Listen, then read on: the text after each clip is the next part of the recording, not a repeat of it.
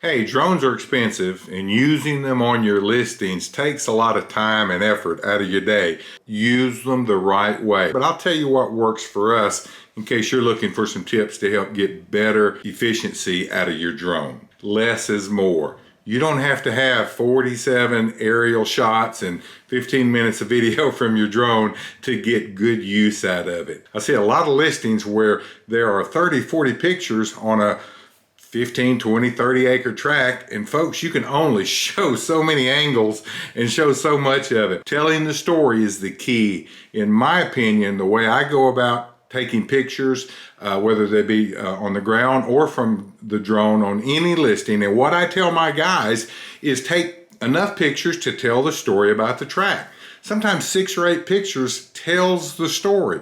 If you've got a 60-acre pine plantation in the southeast part of the country, a pine plantation is a pine plantation. I mean, you don't have to have 40 pictures to tell that story. However, if you've got a pond on a property, if there's a house place, if there's a creek, if there's some hardwoods in a bottom and pine on the ridge, you got a lot of features and character on a tract, it may take more pictures to tell that story. So use the drone to help you tell the story, and remember, less is more. Just get what you need, pull the drone out of the air, and get on about your business. You don't always have to do video. Just because your drone, just like mine, has video capabilities and actually shoots really good video, doesn't mean you need video of every track. Again, it goes back to telling the story. If the video is just going to be flying over a pine plantation or over heavy canopied track where there's really nothing to see but the tops of trees, come on, what story are you telling with video?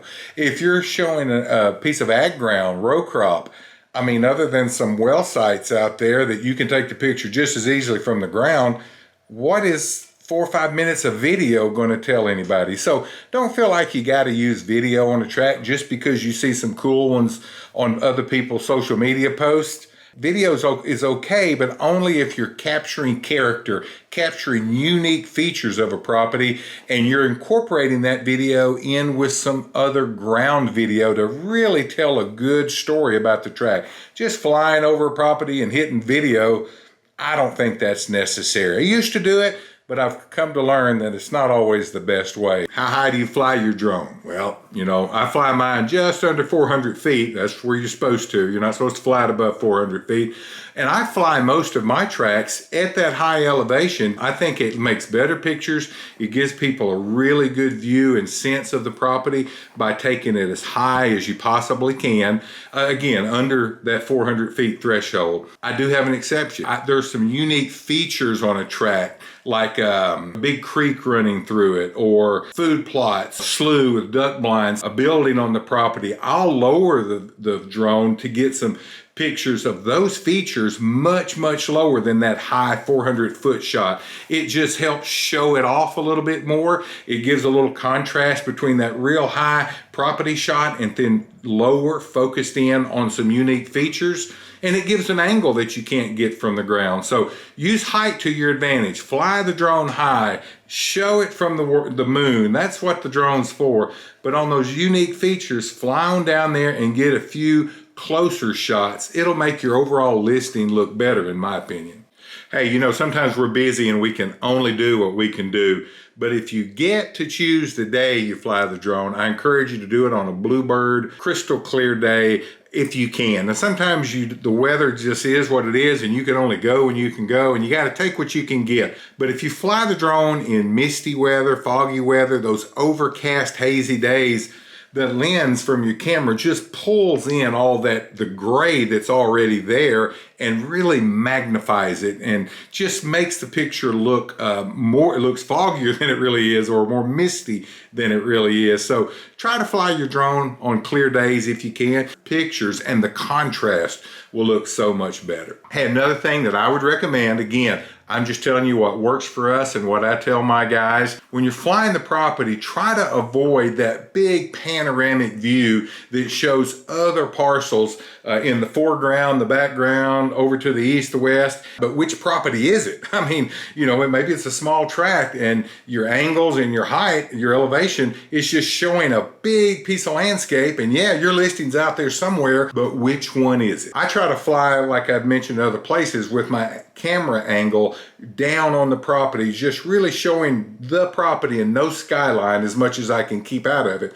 But another trick, if you're flying it and you just can't isolate the property because of its size or the way you're having to fly it, hey, just pull it over into your photo editor and put a red line around it. Just rope it off. Just show it. That way when somebody is looking at it, their eyes are drawn right to that red line. We're used to looking at that and we see exactly which tract it is. Be sure you're taking the sky out of your picture. When I first started flying a drone, I was flying it out there with the camera just about parallel to the earth, and it was showing the land, but it was also showing the horizon with this about half the image just sky. And it wasn't until my son, who used to do a lot of editing for me, goes, "Dad, these are terrible pictures, man. Fix your camera where you're taking the sky out of the shot." And I go, "What do you mean?" And he pointed to it and said, "You see, look, half of it is earth, half of it is sky." Well, you're using half of your image to show nothing, the sky. That's not what we're trying to show. That's not what we're trying to sell. Nobody's looking at that. They're trying to see the property. So when you got your drone in the air, depending on how high it is, put an angle on your camera to tilt it down to take the most of the horizon, most of the sky, if not all the sky, completely out of the shot. And it wasn't until somebody pointed out I realized, oh man, dude, you're right. So I may be the last guy to figure that out, but in case I'm not, I'm passing it along to you. Take the sky out of your shot. Now here's just a little pro tip for you. In doing that, don't fall prey to being so ridiculously creative that you take those pictures that are straight down. On my drone, I can click a button and it'll pop my camera straight down. And that's kind of cool for certain things. If there's a unique thing you want to take a picture of, to take a picture of a property straight down or to get video flying over the property just looking straight down, I don't know. You may think that's cool. I don't. I think they look bad because I don't think it's the best use of that time in the sky and capturing image of the property. Hey, I'll give you this as well. We're talking about flying the drone and being as efficient as you can with it and getting the best use out of it and making your listings look as good as you possibly can. But I'll tell you what, if you're a new agent, young agent, you know, you're just getting started and you don't have a drone and you're hearing this video about flying the drone, you don't need one. I promise you, the drone is not going to make you successful. Having the drone is not going to make you do better. Not having the drone is not going to mean you're falling behind other agents. If you've got good images, if you've got good mapping, if you're writing good listing information, you're telling the story about the tract, not having that drone is not going to hurt you. Now, there's going to come a time, just like you've gotten other tools of the trade, you're going to want a good drone.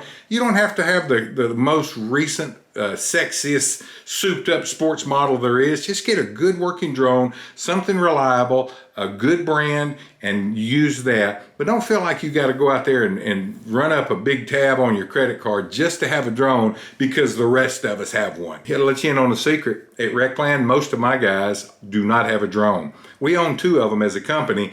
Most of the guys don't have one. I fly a lot of my guys' listings with my drone, but most of our listings, honestly, don't have drone imagery. Now, if it's a real cool property and it's got a lot of character, like I've mentioned before, I'm gonna make a special effort to go out there and get drone imagery of it because it helps tell that story.